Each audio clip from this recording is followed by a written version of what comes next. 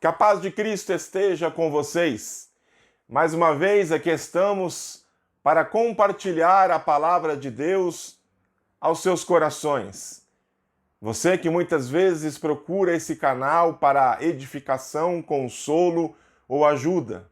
Espero sinceramente que a ministração fale ao seu coração. Hoje eu quero tratar rapidamente sobre um assunto. Quero falar de algo que está presente na Bíblia. Quero falar sobre o dia do Senhor.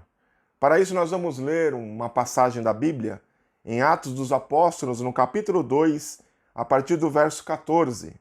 O discurso de Pedro no dia de Pentecostes.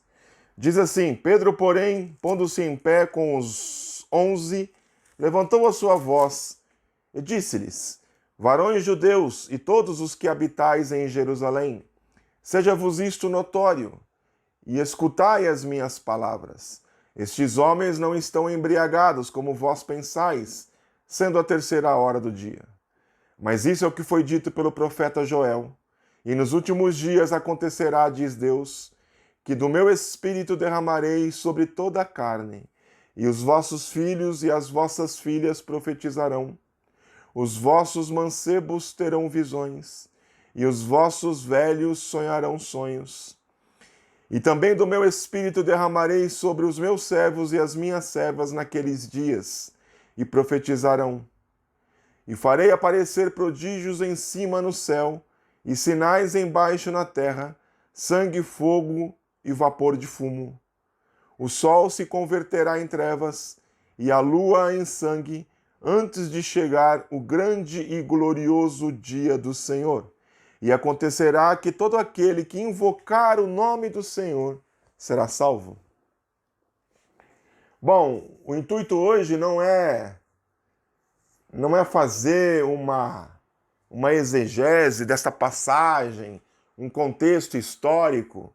Eu apenas usei a passagem para pegar o dia do Senhor. O dia do Senhor é algo referente, recorrente, repetidas vezes na palavra do Senhor, tanto no Antigo quanto no Novo Testamento. Então eu quero aqui, de maneira rápida, trazer 3 tipos de dia do Senhor. 3 situações diferentes, 3 momentos diferentes a respeito do dia do Senhor. O que é o dia do Senhor? Dia do Senhor, ao qual os profetas muitas vezes falavam, diz muitas vezes respeito a juízo, ao juízo de Deus que Deus vai colocar sobre a terra.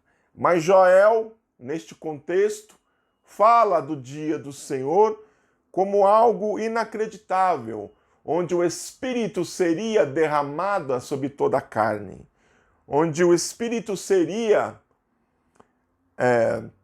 visto em todos os níveis de idade, desde a mais tenra infância nas crianças até os mais velhos, os idosos.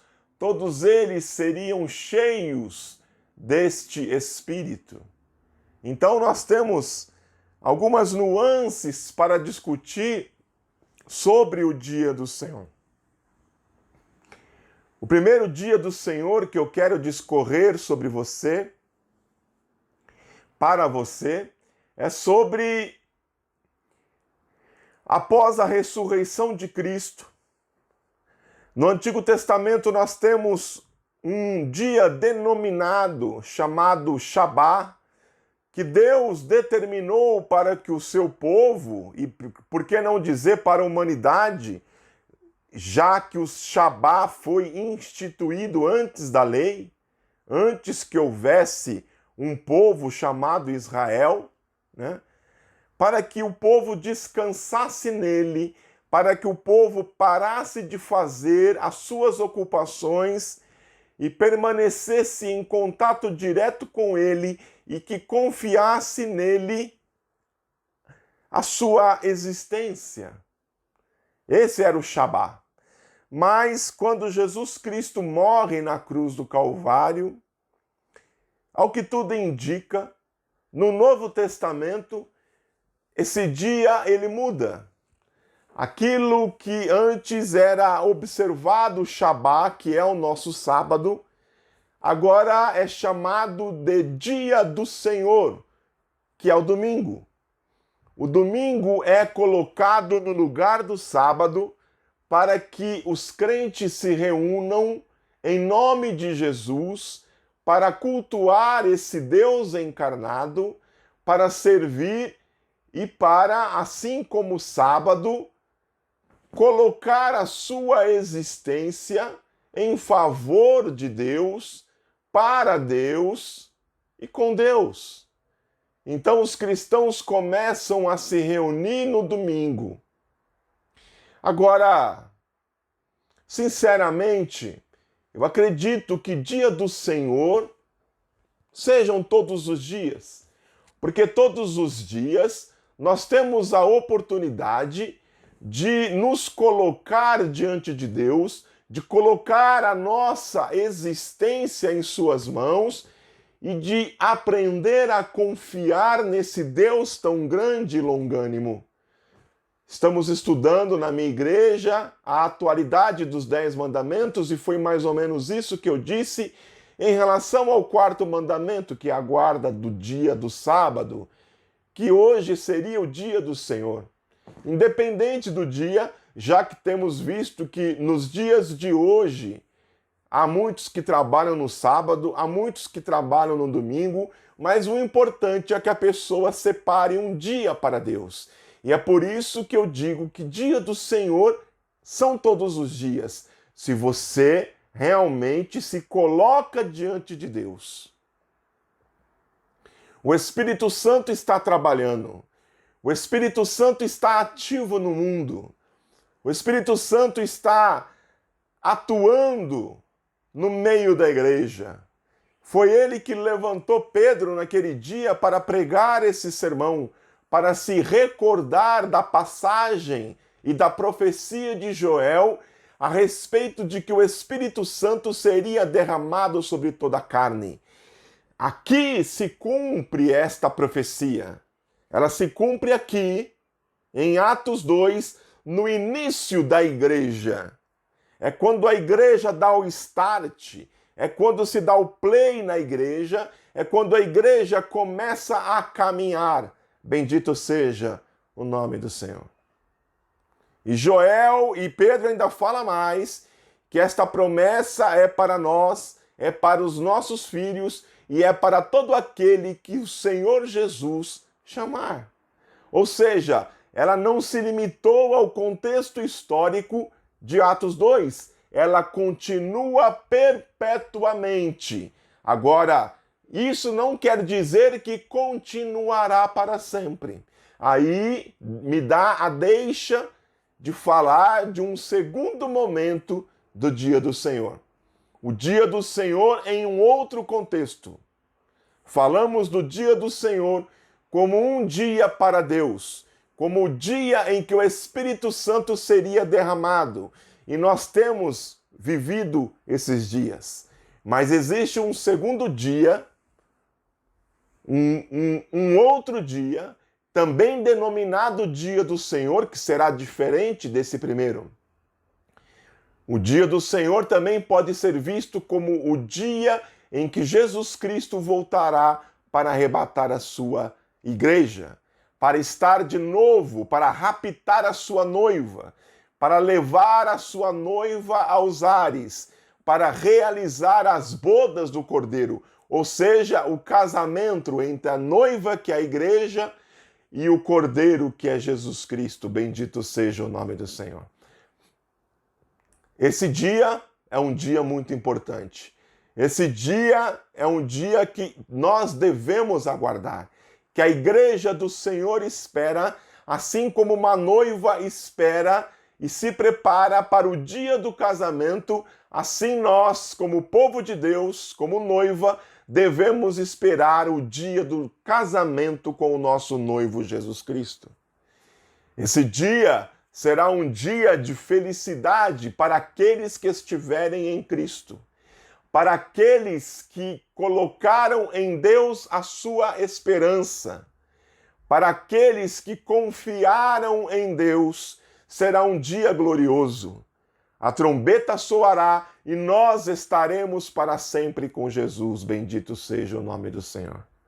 Mas esse mesmo dia será um dia terrível para muitos. Será um dia terrível, será um dia horroroso para os outros. Porque nesse dia haverá a diferença entre aqueles que serviram a Deus e aqueles que não serviram. E aqueles que não serviram a Deus, aqueles que não confiaram em Deus, ficarão nessa terra para receber a ira de Deus, para passar pela grande tribulação. E você que estudou a Bíblia e o livro do Apocalipse, sabe que serão dias terríveis que a terra passará neste grande e terrível dia do Senhor. E um terceiro dia do Senhor que eu quero relatar aqui, de uma maneira muito singela e rápida, será aquilo que os profetas anunciaram como o dia do Senhor. É o dia do juízo de Deus. É o dia em que a taça da ira de Deus transbordará, passará da borda, derramará sobre aqueles que habitam na terra. Será um dia terrível, será um dia de angústia, um dia de agonia, um dia em que a esperança findará, em de que não haverá mais chance, não haverá mais oportunidade. Bendito seja o nome do Senhor. A Bíblia diz que os livros serão abertos e aqueles os quais os nomes não forem achados escritos no livro da vida serão sentenciados, serão julgados, serão penalizados e pagarão o preço pelos seus pecados por toda a eternidade. Esse dia não haverá esperança. Nesse dia não haverá clamor. Nesse dia não haverá misericórdia. Bom, como é que nós resumimos tudo isso então? É que nós vivemos o dia do Senhor, o dia da oportunidade, o dia da reconciliação, o dia da graça e o dia da misericórdia. Você sabe qual é a diferença entre graça e misericórdia? Misericórdia é Deus não dar a você aquilo que você merece. E graça é Deus dar a você aquilo que você não merece.